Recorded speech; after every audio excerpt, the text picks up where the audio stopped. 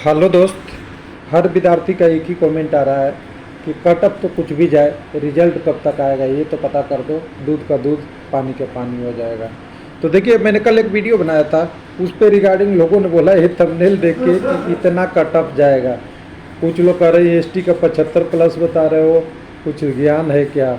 बिल्कुल, मैं तो आप ही की बात कर रहा हूँ, इतना कटअप नहीं जाएगा। मैं ये वीडियो बनाया हूँ, उसको थोड़ा सा समझने की ज़रूरत है आपको। वीडियो देखेंगे नहीं, ऐसे ही बोलेंगे तो 326 के डाटा विद्यार्थी का दिया गया है, जबकि फॉर्म अप्लाई अगर 3026 के हैं, यानी 30 लाख फॉर्म अप्लाई है और कैंडिडेट का डाटा जो दिखाया जा रहा है वो 3 लाख दिखाया जा रहा है।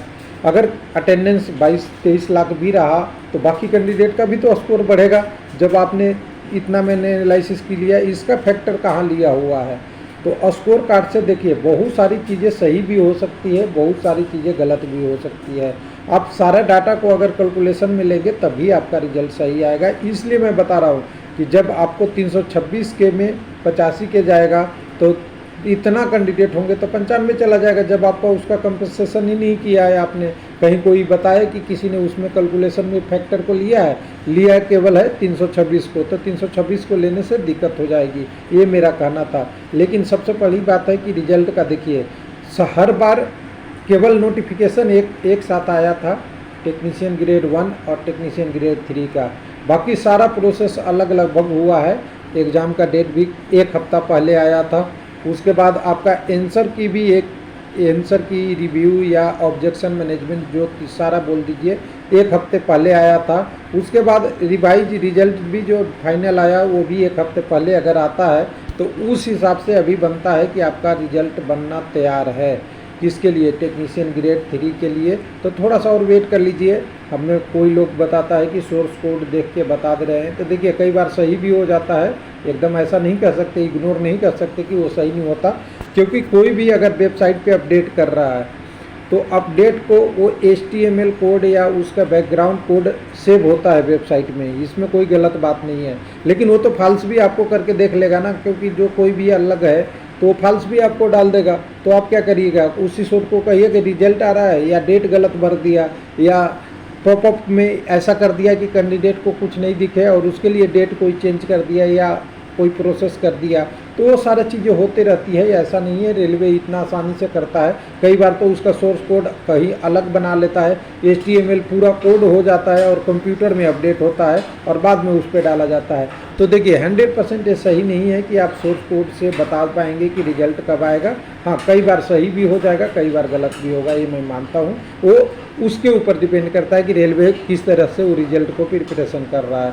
तो ये थोड़ा और वेट कर लीजिए, एक हफ्ता तो हो ही गया है लगभग। आपका रिजल्ट तैयार है, बहुत ज़्यादा दूर नहीं है टेक्नीशियन ग्रेड 1 के बाद। उसके बाद अगर बात करेंगे NTPC के लिए 180 दिन लगभग पूरा हो गए। करीब 13/9/2024 को नोटिस आया था ग्रेजुएट वाला, और वहाँ से ग्रेजुएट अंडर ग्रेजुएट का देखेंगे तो अभी तक एग्ज़ाम के बारे में कोई चर्चा नहीं है।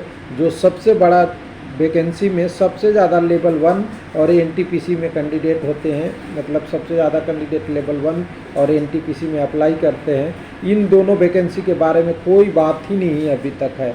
तो अभी तक जो एग्ज़ाम हुए हैं, आपका JEE हो गया, आपका टेक्नीशियन हो गया और LP हो गया, RPF कांस्टेबल अभी ख़त्म होने के बाद है, SI पहले हो गया था। और अगर बात करेंगे इन पांचों एग्ज़ामों में अगर बात करें तो सारे में जितने कैंडिडेट नहीं हैं, RPF का कांस्टेबल में थोड़ा ज़्यादा कैंडिडेट होंगे, उसका ठीक है। लेकिन बाकी जो NTPC और लेवल 1 का कैंडिडेट हैं, उन दोनों में अगर कैंडिडेट की संख्या देखेंगे ना, इन सारे वैकेंसी से बहुत ज़्यादा है और कई गुना ज़्यादा होता है। तो इनकी वैकेंसी जब आएगी तब रेलवे को पता चलेगा। जब एग्ज़ाम का पैटर्न आएगा, CBT आएगा, तो कितना एग्ज़ाम सेंटर इंगेज होगा। और कुल मिला के कहें तो इतना दिन डिले ईयरली कैलेंडर में तो नहीं चल सकता है। जब ईयरली एग्ज़ाम कैलेंडर है और 180 दिन तक तो CBT ही नहीं हो रहा है, ऐसे भी एग्ज़ाम कैलेंडर का कोई मतलब नहीं बनता। 2025 में जो प्रोसेस होनी थी, अब 2024 में होनी थी, वो 25 में हो रही है, 25 में होनी होगी, वो 26-27 में होगी। ज्वाइनिंग होते होते वही हो जाएगा जो पहले की कहानी थी, यानी पहले वाली। तो NTPC पे देखिए अभी तक ऑफिशियल अपडेट नहीं है, लेकिन इसमें हमें लगता है विद्यार्थी और यूट्यूबर या जितने भी लोग हैं किसी भी मंच पे, चाहे एक्स ट्विटर हो या गवर्नमेंट का रिप्लाई हो, सब जगह हमें डालना चाहिए, क्योंकि ये एग्ज़ाम का कोई जिक्र नहीं हो रहा है, इसलिए गवर्नमेंट भी शायद इस पे कोई प्लानिंग नहीं कर रही है। अब अनुमान की बात करेंगे तो देखिए, रेलवे के पास 19 और 20 एलपी टेक्नीशियन जो कल से एग्ज़ाम है एलपी सीबीटी 2 का, इसके बाद अभी कोई पैटर्न नहीं जारी किया है। कोई एग्ज़ाम भी जारी करता है तो 15 दिन 20 दिन का टाइम रहता है, तो कम से कम देखिए एनटीपीसी का एग्ज़ाम मार्च तो ख़त्म हो गया, अप्रैल के 15 तारीख के बाद ही कोई पॉसिबल है, और फिर चलेगा 1 महीना या 15 दिन जो भी चलेगा एग्ज़ाम, उसके बाद फिर लेवल 1 का है, तो पूरे साल एग्ज़ाम केवल होगा और बीच बीच में गैप होते रहेगा, तो ये एग्ज़ाम कैलेंडर भी पूरा नहीं होगा। और कैंडिडेट जो एनटीपीसी में सबसे अच्छे तैयारी करके अच्छे पोस्ट की तैयारी करते हैं, ग्रेजुएट वाले, अंडर ग्रेजुएट वाले, उनमें टाइपिंग टेस्ट और सीबीएटी होते होते तो 2025 तो गया लगता है, 2026 ही दिखता हुआ नज़र आ रहा है, जो एक तरह से रेलवे ने विद्यार्थी के साथ धोखा किया है। एग्ज़ाम कैलेंडर बोल के सही से एग्ज़ाम नहीं लिया जा रहा है, टाइम से नहीं लिया जा रहा है, जो कैलेंडर है उसको फॉलो करने का शेड्यूल के हिसाब से नहीं लिया जा रहा है। थैंक यू, धन्यवाद।